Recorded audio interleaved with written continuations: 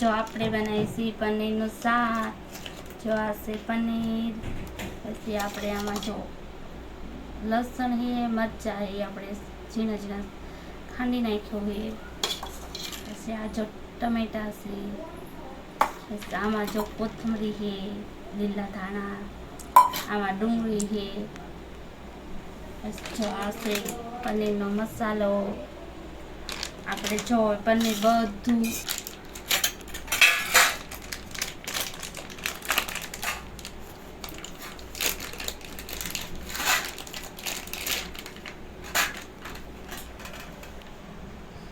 જો આપણે હવે આના કટિંગ કરી નાખ્યું પનીરનું.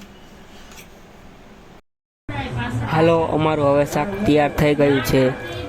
તો અમારી ચેનલને લાઈક કરજો, શેર કરજો અને સબસ્ક્રાઈબ કરજો.